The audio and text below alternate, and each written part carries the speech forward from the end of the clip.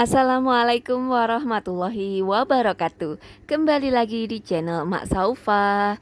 Alhamdulillah di kesempatan kali ini Mak Saufa mau membahas serba-serbi tentang dana darurat.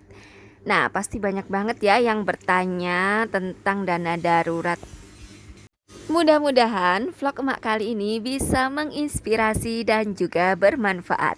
Untuk teman-teman yang selalu mendukung channel emak Saufa, emak ucapkan banyak terima kasih. Dan untuk yang baru bergabung, emak ucapkan selamat datang. Jangan lupa like, komen, dan subscribe-nya ya bun. Terima kasih. Dana darurat adalah istilah atau dana yang dibutuhkan apabila ada sesuatu yang bersifat mendadak, darurat, dan tidak bisa diprediksi ya.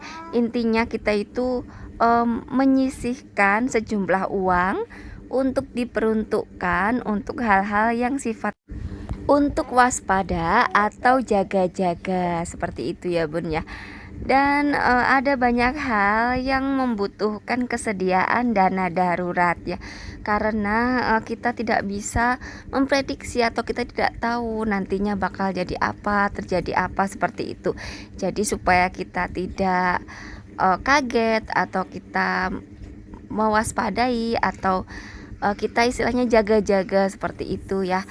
Setiap orang itu memiliki dana darurat atau kebutuhan dana darurat yang berbeda-beda. Contohnya seorang pekerja yang jauh yang suka naik motor, dia harus ada dana darurat untuk sewaktu-waktu dia bannya bocor atau terjadi sesuatu, motornya rusak dan lain-lain. Nah, biasanya dana darurat ini diperuntukkan untuk kesehatan. Nah, kesehatan ini contohnya apabila kita ada sesuatu untuk pertolongan pertama seperti itu sifatnya, karena biasanya kita lanjut pakai BPJS dan lain-lain ya. Nah, selanjutnya selain untuk kesehatan ini juga untuk sosial seperti untuk kondangan, lalu untuk melahirkan, takziah. Selanjutnya apabila ada musibah, lalu ada sesuatu yang tidak terduga atau tidak bisa diprediksi. Nah, pentingnya mempersiapkan dana darurat ya. Jadi sebisa mungkin ya tiap bulan kita menyisihkan untuk dana darurat, karena pentingnya dana darurat itu. Jadi apabila kita tidak mau kaget atau tidak mau keuangan kita berantakan, lebih baik kita harus menyisihkan untuk dana darurat. Dan semakin banyak dana darurat, maka itu adalah semakin baik ya, karena dengan begitu kita bisa menyisihkan untuk hal-hal yang kita tidak terduga sebelumnya. Tapi tentunya harus tetap memperhatikan dari segi budgeting itu harus tetap ya, supaya semua tercukupi. Jadi tetap menyesuaikan dengan penghasilan.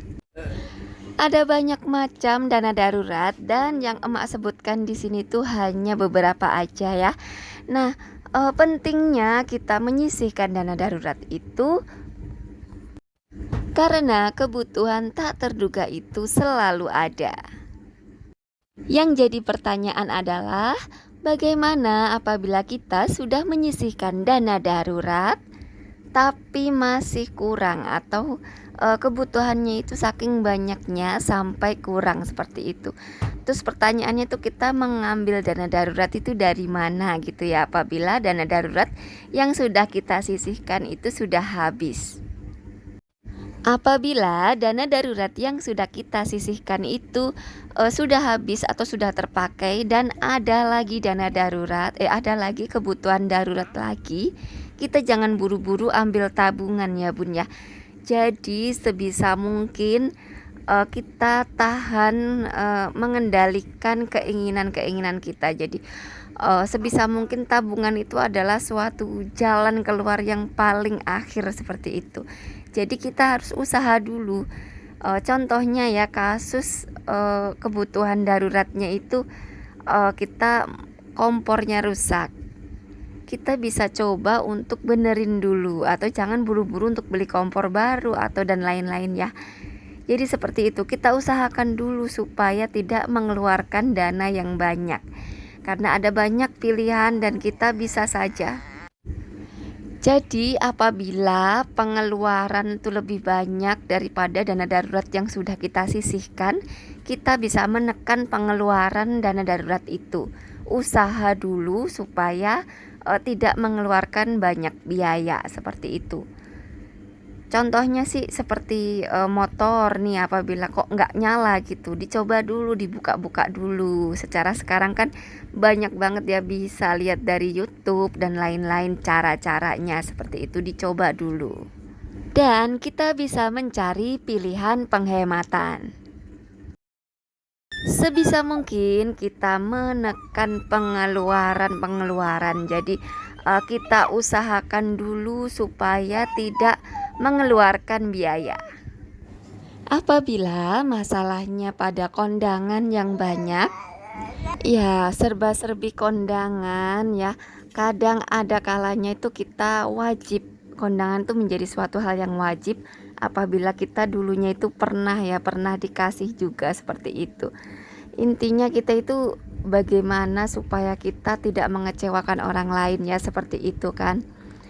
Nah, tapi apabila dana darurat yang sudah kita siapkan itu kurang karena kondangannya itu ada beberapa gitu, gimana dong? Kita mau ngambil dana dari mana lagi? Nah, Mak ada sedikit tips nih, apabila kita memiliki banyak kondangan, kita bisa ini ya Bun ya. Jadi kita budgetkan untuk bulan depannya lagi. Atau kalau kita memang butuh banget untuk kondangan ya, karena banyak yang kondangan, kita bisa buat sinking fund atau kita menyisihkan khusus untuk kondangan hajatan seperti itu. Nah, biasanya kalau kita dahulunya udah pernah melakukan hajatan, terus untuk mengembalikan gitu ya istilahnya untuk mengembalikan hajatan orang-orang itu, kita bisa buat sinking fund atau jadi khusus ya, kayak kita punya tabungan khusus gitu untuk hajatan. Jadi apabila ada orang yang kebetulan atau teman kita yang hajatan, kita jadi tidak keteteran lagi. Kalau kita mau ngasih kado juga ya, kita bisa ya ngasih kado itu susulan untuk bulan depannya lagi seperti itu. Nggak harus kok saat itu orang lahiran terus langsung kita kasih, tuh enggak kan, bisa bulan depannya lagi seperti itu.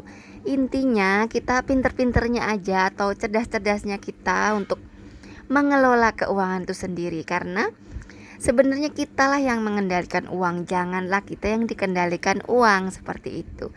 Insya Allah keuangan kita akan tetap terjaga.